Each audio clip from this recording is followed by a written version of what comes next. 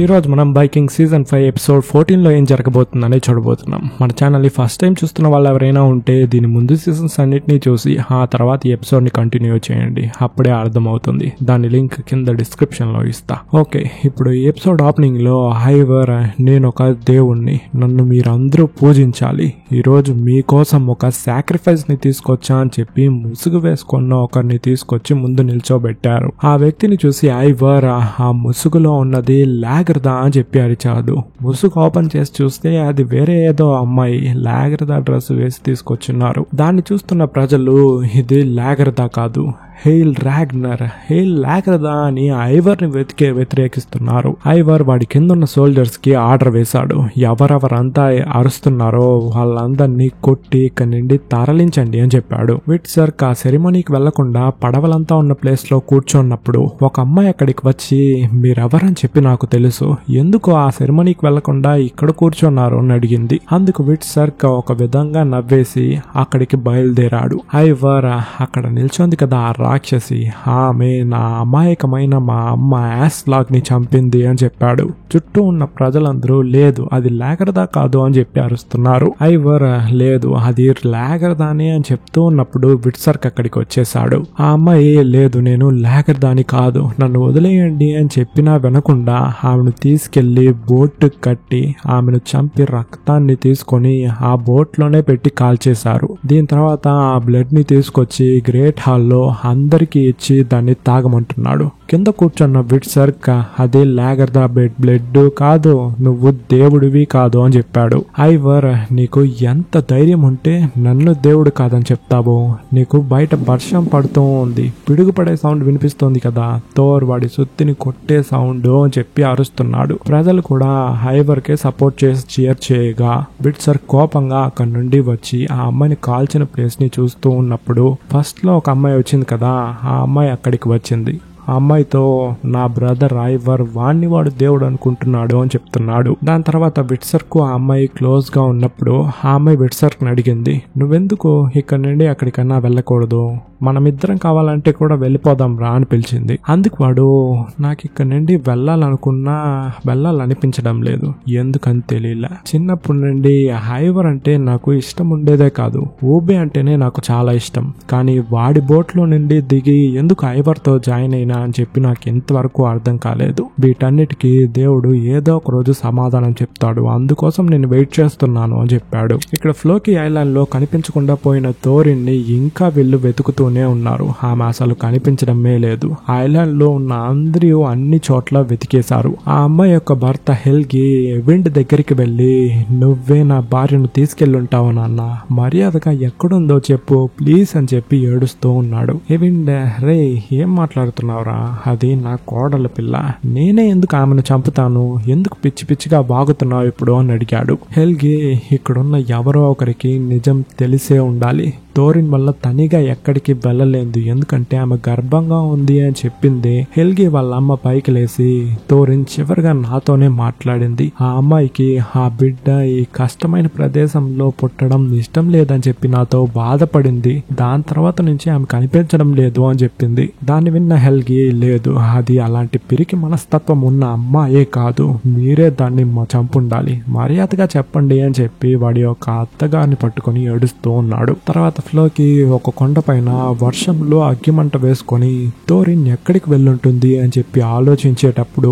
ఆమె ముందుకు వచ్చి నిల్చొని, నేను వాటర్ ఫాల్ దగ్గర ఈవే ఉంది అని చెప్పి వెళ్ళాను, కానీ అక్కడ నా కోసం హ్యాస్బియాన్ వెయిట్ చేస్తూ ఉన్నాడు, అంటే హెల్గా యొక్క బ్రదరేనా అని ఫ్లోకి అడిగాడు. అందుకు ఆమె, అవును, వాడు నాతో ఈ బిడ్డ మనకి నమ్మకాన్ని ఇవ్వడానికి రాలేదు, మనల్ని నాశనం చేయడానికి రాబోతుంది, ఒక దుష్ట శక్తి నీ కడుపులో పెరుగుతోంది అని చెప్పి ఒక రాయిని తీసి నా తలపై కొట్టి నన్ను చంపి వాడు ఆల్రెడీ తయారు చేసి పెట్టున్న ఒక గోతిలో నన్ను పూడ్చేశాడు అని చెప్పింది. ఫ్లోకి నిన్ను పూడ్చిన ప్లేస్ ఎక్కడుంది అని అడిగాడు.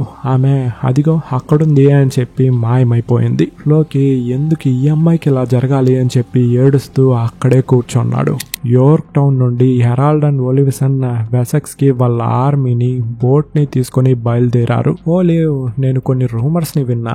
ఆల్ఫ్రెడ్ కోటలో బియాన్, హూబే, లాగర్దా వీళ్ళందరూ ఉన్నట్టు, వాళ్ళు కింగ్ కి సపోర్ట్ చేస్తున్నట్టు రూమర్స్ ని విన్నాను అని చెప్పాడు. హెరాల్డ్, అది రూమర్స్ కాదు, నిజమే. వాళ్ళని క్యాటిగట్లోనే పెట్టి చంపుండాల్సింది, కానీ వాళ్ళు అక్కడి నుంచి తప్పించుకొని ఇక్కడికి వచ్చేసారు. పోనీలే, ఇక్కడ వాళ్ళని చంపుతా. నా వైఫ్ ని చంపిన లాగర్దా యొక్క చావు నా చేతిలోనే రాసి పెట్టుంటే ఎవరు దాన్ని ఆపుతారు అని చెప్పాడు. వాడి వెనుకల ఒక అమ్మాయి నిల్చోంది కదా, ఆ అమ్మాయిని బాగా గుర్తుపెట్టుకోండి. నెక్స్ట్ వచ్చే ఎపిసోడ్స్ లో చాలా ముఖ్యమైన పాత్రని పోషించబోతోంది. ఇక్కడ ఆల్ఫ్రెడ్ కి మీసాలంతా మొలిసిపోయింది. అంటే ఒక 3-4 ఇయర్స్ తర్వాత వాడి ప్రజలతో వెసెక్స్ ని అటాక్ చేయడానికి ఒక పెద్ద ఆర్మీ వస్తూ ఉంది. దానికి హెడ్ హెరాల్డే. వాడిని మీకు అందరికీ ఆల్రెడీ తెలిసి ఉంటుంది, ఎందుకంటే వాడు ఆల్రెడీ మనల్ని అటాక్ చేశాడు కాబట్టి అని.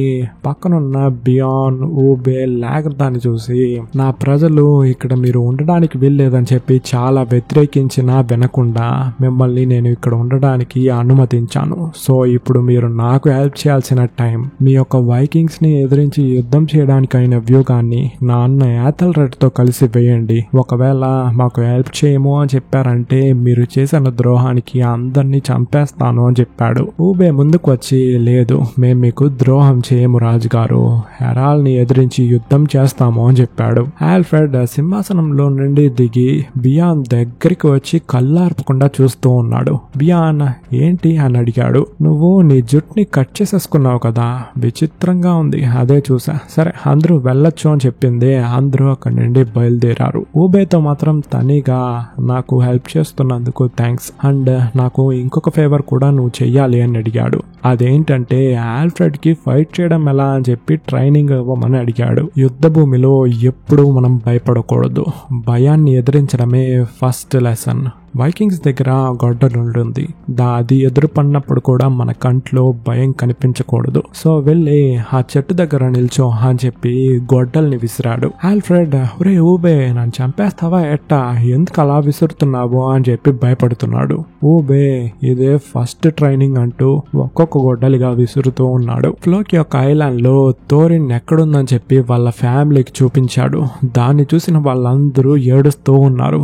ఎబిండ్ కూడా ఏడుస్తున్నాడు. కెటిల్, ఈ బాడీ ఇక్కడే ఉందని చెప్పి నీకెలా తెలిసింది అని అడిగాడు. ఫ్లోకి థోరిన్ స్వయంగా వచ్చి చెప్పింది. కెటిల్, అయితే ఎవరు చంపారని కూడా చెప్పుంటుంది కదా, అది ఎవరు అని అడిగాడు. ఫ్లోకి, ఇక్కడ ఉన్న వాళ్ళే ఆ తప్పు చేసింది, వాళ్ళంతటా వాళ్ళు ఒప్పుకుంటే వాళ్ళకే మంచిది అని చెప్పాడు. అప్పుడు హెల్కి, అది ఎవరని చెప్పి నాకు తెలుసు అని వాడి బ్రదర్ ని కింద పడేసి కొడుతూ ఉన్నాడు. కెటిల్ భార్య, ఇద్దరు ఆపండి, ఇక్కడికి వచ్చాక మనమందరం ఈవిల్ గా తయారయ్యాము, ఎవరు అన్న ఎవరు తమ్ముడు అని తెలియకుండా ఒకరితో ఒకరు కొట్టుకుంటున్నామో అని చెప్పగా అందరూ సైలెంట్ అయిపోయారు. వెసెక్స్ లో బియాన్ తో, ఇన్ని రోజులు నేను రివెంజ్ కోసమే వెయిట్ చేశా, ఇప్పుడు అందుకైన సమయం వచ్చేసింది. నేను ఒక వైకింగ్, ఫేమస్ అయిన రాగ్నర్ లాథ్బ్రోక్ యొక్క కొడుకుని. వైకింగ్స్ కి ఎప్పుడు రివెంజ్ మాత్రమే ఫస్ట్ ప్రిఫరెన్స్ గా ఉంటుంది. హెరాల్డ్ ఇక్కడికి వస్తున్నాడన్న న్యూస్ నేను విన్నాను. సో మనమందరం వాడితో కలిసి కింగ్డమ్ ని అటాక్ చేసి నాశనం చేద్దాము అని చెప్పాడు. బియాన్, మేము ఆల్ఫ్రెడ్ కి సపోర్ట్ చేసే యుద్ధం చేయబోతున్నాము అని చెప్పి అక్కడి నుండి వెళ్ళిపోయాడు. మ్యాగ్నస్ కి ఆ మాట చెప్పిన తర్వాత ఏం చెప్పాలో అర్థం కావడం లేదు. అలాగే షాక్ అయి నిల్చొండిపోయాడు. కోట లోపల యాథల్రెడ్ ఒక ముఖ్యమైన లెటర్ రాస్తూ ఉన్నప్పుడు వాడి వైఫ్ లోపలికి రాగా, సో యాథల్ఫెల్డ్, నాకు ఒక ముఖ్యమైన పని, వెళ్ళాలి అని చెప్పి చర్చ్ మెన్స్ అండ్ ఎల్డర్స్ తో సీక్రెట్ గా మాట్లాడుతున్నాడు. ఆ గ్రూప్ లీడర్ కన్హెల్డ్, ఒక వైకింగ్స్ ఆర్మీ మనల్ని అటాక్ చేయడానికి వస్తోంది కాబట్టి ఆల్ఫ్రెడ్ గాడు ఊబే అండ్ బియాన్ తో కలిసి ఖచ్చితంగా ఒక మీటింగ్ వేస్తాడు, మనం కూడా అందులో ఉంటాము. ఆ సమయంలో నువ్వు నాకు సిగ్నల్ ఇచ్చిన వెంటనే మనమందరం కలిసి ఆల్ఫ్రెడ్ ని చంపేద్దాము. మీ తమ్ముడు మన యొక్క రాజ్యాన్ని ఒక వైకింగ్స్ చేతిలో పెడుతున్నాడు, అది మన ఎవ్వరికి మంచిది కాదు. సో దీన్ని నువ్వు ఖచ్చితంగా చేసి తీరాల్సిందే అని చెప్పి వాడిని కన్విన్స్ చేస్తున్నారు. అందుకు వాడు కూడా ఒప్పుకుంటున్నాడు. క్యాటిగట్ లో ఐవర్ తన భార్య ఫ్రెడిస్ తో వాళ్ళకి పుట్టబోయే బిడ్డ గురించి మాట్లాడుతూ ఉన్నప్పుడు ఒక గార్డ్ లోపలికి వచ్చి, వీళ్ళందరూ మీకు వ్యతిరేకంగా మార్కెట్ ప్లేస్ లో మాట్లాడుతున్నారు అని చెప్పి తీసుకొచ్చి నిల్చోబెట్టారు. ఐవర్, మీరందరూ ఎందుకు ఇలా చేస్తున్నారు చేస్తున్నారని చెప్పి నాకు అస్సలు అర్థం కావడం లేదు. నేను ఒక దేవుణ్ణి, మీలాంటి మనుషుల్ని పరిపాలిస్తున్నానని చెప్పి మీరు సంతోషపడాలి, కానీ ఎందుకు ద్వేషిస్తున్నారు? సరే, నేను ఒక మంచి దేవుణ్ణి కాబట్టి మీకు ఒక అవకాశాన్ని ఇస్తా. వెళ్ళి మార్కెట్ ప్లేస్ లోనే ఐవర్ మంచోడు దేవుడు అని చెప్పండి, మిమ్మల్ని అందరినీ వదిలేస్తా అని చెప్పాడు. అందుకు వాడు ఐవర్ మొహం పయ్యే బొమ్మగా వీళ్ళందరినీ పబ్లిక్ ప్లేస్ లో ఉరి తీయండి, అందరూ వీడిని చూసి ఎవ్వరూ నా పైన నోరు ఎత్తకూడదు అని చెప్పేశాడు. బయట వాళ్ళందరినీ ఉరి తీసుండడం చూసేసి విట్సర్క్ నేరుగా సీర్ దగ్గరికి వచ్చి, నేను ఎందుకు ఇక్కడికి వచ్చానని చెప్పి మీకు చెప్పాల్సిన అవసరం లేదు, నాకు మీ దగ్గర నుండి ఒక హెల్ప్ కావాలి అని అడిగాడు. అందరూ ఒక విషయాన్ని చేయాలని చెప్పి విఫలమవుతూ ఉంటారు. ఆ విషయాన్ని నువ్వు చేయాలనుకుంటున్నావు, కానీ దానికి నువ్వు చెల్లించాల్సిన మూల్యం చాలా ఎక్కువ. విట్సర్క్, మీరు చెప్పింది ఒక్క ముక్క కూడా అర్థం కావడం లేదు. నేను చెప్పాలనుకుంది ఏమిటంటే, ఇక్కడ ఉండడం నాకు అస్సలు నచ్చలా. ఒకవేళ నేను ఇక్కడ నుండి వెళ్ళిపోతే ఏం జరుగుతుంది? నువ్వు కావాలంటే ఇక్కడ నుండి వెళ్ళడానికి ట్రై చేయి, కానీ ఒక్క విషయాన్ని గుర్తుపెట్టుకో, ఈ ప్లేస్ ని చీకటి కమ్ముకుపోతుంది. ఒకవేళ ఇక్కడ నుండి నువ్వు వెళ్ళిపోతే నువ్వు దేన్ని సాధించాలనుకుంటున్నావో అది నువ్వు సాధించలేవో అని చెప్పాడు. వెసెక్స్ లో హెడ్మన్ లాగర్దాతో నాకు ఒక కల వచ్చింది. దేవుడు నాకు వెలుగులాగా కనిపించాడు. నేను నరకంలో ఉన్న అన్ని చిత్రవదని నేను అనుభవించాను. దేవుడు నాతో, నువ్వు చేసే పాపాలన్నిటినీ ఆపి మర్యాదగా నా దగ్గరికి వచ్చేయి, లేకపోతే నేను నీకు వెలుగులా కూడా కనిపివ్వను అని చెప్పాడు. సో ఇక నుంచి మనమిద్దరం ఇలా తనిగా మీట్ అవ్వడం నాకు ఇష్టం లేదు అని ఇలా చెప్పాడు. కింగ్ హెరాల్డ్ యొక్క ఆర్మీ వెసెక్స్ లోకి ఎంటర్ అయిపోయారు. ఓలివ్సన్, మనకి ఇక్కడ పెద్దగా ఏం డేంజర్ ఉండబోతోంది, మీరు ఆల్రెడీ ఇక్కడికి వచ్చి అటాక్ చేశారు కదా, అందుకని అడుగుతున్నాను అని అడిగాడు. హెరాల్డ్, మేబీ మనం వెళ్ళే రివర్ ఉంది కదా, దీన్ని బ్లాక్ చేసి మనం అటాక్ చేస్తారు అంతే, కానీ ముఖ్యమైన డేంజర్ ఏంటంటే మన సోల్జర్స్ మనసులో ఉన్న భయం. అక్కడికి వెళ్ళింది లాగర్దా అండ్ బియాన్ హూబే, వీళ్ళందరూ ఎదురుపడ్డారు అంటే అంత పెద్ద వారియర్స్ ని మనం యుద్ధం చేసి గెలవగలమా అన్న వాళ్ళ మనసులో ఉన్న ప్రశ్న అని చెప్పాడు. ఒలివ్సన్, వాళ్ళకేమైనా కొమ్ములా మొలుస్తుంది, వాళ్ళ బాడీలో ఉన్నది రక్తమే కదా, ఆ రక్తాన్ని నా గొడ్డలితో చూస్తాను అని చెప్పి అక్కడి నుండి వెళ్తున్నాడు. పక్కనున్న అమ్మాయితో, మన ఇద్దరి తలరాత మనం ఇద్దరం కలిసి ఇక్కడికి వచ్చి ఫైట్ చేయాలని రాసింది కదా అని చెప్పాడు. అందుకు ఆమె, అయిండొచ్చు, చూద్దాం ఆ తలరాత ఎంత దూరం తీసుకెళ్తుంది అని చెప్పి, కానీ నా తలరాతలో ఎవ్వరికి ద్రోహం చేయకూడదు అనుకుంటున్నా అని చెప్పి వెళ్ళిపోయింది. ఆ మాట హెరాల్డ్ కి లైట్ గా గుచ్చుకుంటూ ఉంది, ఎందుకంటే వీడు సగం జీవితం అందరినీ మోసం చేసే కాడ గడిపాడు. అందుకే వెసెక్స్ కోట లోపల ఆల్ఫ్రెడ్ అందరినీ పిలిచి ఒక మీటింగ్ వేస్తున్నాడు. ఆల్రెడీ చర్చ్మెన్స్ అంతా ప్లాన్ చేసినట్టు వాళ్ళందరి చేతిలో కత్తి ఉంది ఆల్ఫ్రెడ్ ని చంపడం కోసం. ఈ మీటింగ్ స్టార్ట్ అవ్వక ముందు యాథల్రెడ్ ఆల్ఫ్రెడ్ ని తనిగా మీట్ అయి మాట్లాడి ఉంటాడు. ఈ ఆర్మీని నేనే తనిగా లీడ్ చేయబోతున్నా, అండ్ ఈ సమయంలో నా అన్న యొక్క సపోర్ట్ నాకు కావాలి, I love you my brother అని చెప్పి హక్ చేసుకుంటున్నాడు. యాథల్రెడ్కి ఇలాంటి మంచి మనసున్న ఒక తమ్ముడిని మనం చంపబోతున్నామా అని చెప్పి వాడి ఫేస్ ఎక్స్ప్రెషన్. సో ఇప్పుడు మీటింగ్ లో ఆల్ఫ్రెడ్, ఇంతవరకు మనం ఎదుర్కోలేని పెద్ద ఆర్మీ ఇక్కడికి వస్తూ ఉంది, దాన్ని చూసి నేను భయపడి కోట లోపలే ఒక అమ్మాయి లాగా ఉండకుండా మీ అందరినీ నేను లీడ్ చేయబోతున్నాను. నా బ్రదర్ యాథల్రెడ్ హెల్ప్ ని, ఓబే బియాన్ హెల్ప్ ని తీసుకోబోతున్నాను అని చెప్తూ ఉన్నప్పుడు చర్చ్మెన్ లీడర్ ఉంటాడు కదా, వాడు కొంచెం కొంచెంగా ముందుకు వచ్చి యాథల్రెడ్ తో మాట్లాడుతున్నాడు. ఆ విషయాన్ని లాగర్దా చూసి ఇక్కడేదో పెద్ద తప్పు జరగబోతోంది అని చెప్పి హుషారవుతూ ఉంది. నీ సిగ్నల్ కోసమే మేమందరం వెయిట్ చేస్తూ ఉన్నాము, సిగ్నల్ ఇవ్వు అని చెప్పాడు. యాథల్రెడ్, లేదు నా వల్ల కుదరదు, నా తమ్ముడికి వ్యతిరేకంగా నేను వెళ్ళను అని చెప్పేశాడు. సో వీళ్ళ యొక్క ప్లాన్ జరగల. దీని తర్వాత బియాన్ మ్యాగ్నస్ ని వాళ్ళ ఫ్యామిలీకి ఇంట్రడ్యూస్ చేశాడు. ఊబే, అవును వీడు రాగ్నర్ కొడుకు అని చెప్పి క్యాటికట్ దాకా న్యూస్ వచ్చింది కదా అని చెప్పి పైకి లేసాడు. లాగర్దా, ఎలా ఉన్నావు మ్యాగ్నస్ అని అడిగింది. బాగున్నా, నువ్వు లాగర్దా అండ్ వీడు ఊబేగానే ఉండాలి. నా జీవిత కాలం అంతా ఇందుకోసమే నేను వెయిట్ చేశాను. ఇన్ని రోజులు వీళ్ళ కంట పడకుండా ఒక్కొక్క విలేజ్ లో వెళ్ళి దాక్కుని తిరిగాను. మనమందరం వీళ్ళని పగ తీర్చుకునే సమయం వచ్చింది. హెరాల్డ్ తో జాయిన్ అయ్యి కింగ్ హెరాల్డ్ ని, ఈ దేశాన్ని నాశనం చేద్దాము అని చెప్పి వాడి ప్లాన్ ని చెప్పాడు. దాని మీద లాగర్దా, నువ్వు క్వింతకి రాగ్నర్ కి పుట్టిన వాడివని చెప్పావు, కానీ రాగ్నర్ ని నేను అడిగినప్పుడు మా ఇద్దరి మధ్యలో అసలు ఏమీ జరగలేదు, వాడలా పుడతాడు అనేలాగా నాకు చెప్పాడు. నువ్వు రాగ్నర్ ఇక్కడికి వచ్చినప్పుడు వాడిని చూసావా అని అడిగింది. అందుకు వాడు అవును చూశాను, రాగ్నర్ నాతో నా కొడుకుల్ని నేను ఎలా ప్రేమించానో నిన్ను కూడా నా మనసులోనే ప్రేమిస్తూ ఉన్నాను అని చెప్పాడు. వీడు చెప్పే విషయాలన్నీ అక్కడున్న వాళ్ళందరూ నమ్మచ్చేమో, కానీ దాన్ని చూస్తున్న మనకి తెలుసు కదా వీడు అబద్ధాలు చెప్తున్నాడు అని చెప్పి. అసలు రాగ్నర్ అలా అంతా చెప్పున్నాడు. లాగరదా నాకు వీడు చెప్పే మాటలు వింటుంటే నమ్మబుద్దవట్లేదు అని చెప్పింది. ఊబే కూడా అవును నాకు అలాగే అనిపిస్తోంది, వీడి మాటను విని కింగ్ హెరాల్ని ఎదిరించలేమో అని చెప్పి కూర్చున్నాడు. బియాన్ అవునవును నువ్వెలా వాడిని నమ్ముతావు, నువ్వు క్రిస్టియన్ గా మారిపోయావు కదా, మన వైకింగ్స్ వాడిని నువ్వెలా కనిపెట్టగలవు అని ఇలా ఇద్దరు ఆర్గ్యూ చేసుకుంటూ ఉన్నారు. లేకదా వాళ్ళ గొడవని చూడకలేకుండా అక్కడి నుండి వెళ్ళిపోయింది. మ్యాగ్నస్ కూడా అక్కడి నుండి వెళ్ళిపోయాడు. ఫ్లోకి ఐలాండ్ లో ఫ్లోకి నేను ఇప్పుడు ఒక ముఖ్యమైన డిసిషన్ ని తీసుకున్నా, దాన్ని మీ అందరికీ చెప్పబోతున్నా అని చెప్పాడు. ఏవిండ్ నువ్వు డిసిషన్ తీసుకోవడానికి నువ్వేం ఇక్కడ రాజు కాదు అండ్ నేను ఇక్కడ లా గివర్ని అని చెప్పాడు. అందుకు ఫ్లోకి అవును నేను నీకు ఆ పదవిని ఇచ్చుంటాను నువ్వు రివెంజ్ తీసుకోకపోయి ఉంటే, కానీ ఇప్పుడు ముగ్గురిని చంపి నువ్వు రివెంజ్ తీసుకున్నావు. అక్కడున్న ప్రజల్ని చూసి మనం ఇక్కడికి చాలా నమ్మకంతో వచ్చాము, నా జీవితం ఈ ఐలాండ్ లో ఎలా మారిందని చెప్పి మీ అందరినీ ఇక్కడికి తీసుకొచ్చాను, మీ జీవితాలు కూడా మారాలి అని చెప్పి, కానీ మీరు ఇక్కడికి వచ్చి ఇక్కడ కూడా పగ తీర్చుకుంటాం, అది చేస్తాం ఇది చేస్తాం అని చెప్పి తిరుగుతున్నారు. సో మీకు దేవుడు కనిపించడు. నేను ఇప్పుడు ఒక ముఖ్యమైన డిసిషన్ ని చెప్తున్నా వినండి.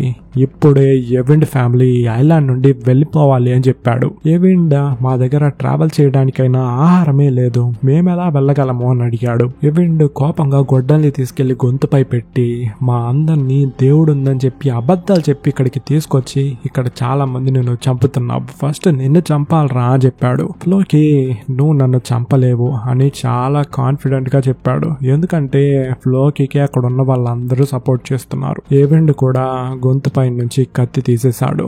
దీని తర్వాత ఎవిండ్ యొక్క ఫ్యామిలీని తీసుకుని అక్కడ నుండి బయలుదేరాడు. ఇక్కడ హెరాల్డ్ అండ్ వాడి ఆర్మీ వెసక్స్ లోకి వచ్చి అక్కడ ఒక క్యాంప్ ని సెట్ చేస్తూ ఉన్నారు. క్యాటిగట్ లో సీర్ని చూడడం కోసం ఐవర్ వెళ్ళి ఆయనతో మీకు నేను దేవుడు అని చెప్పి ముందే తెలిసి కూడా నాకెందుకు చెప్పలేదని చెప్పి నాకు ఎంతవరకు అర్థం కాలేదు. సరే దాన్ని పక్కన పెట్టండి.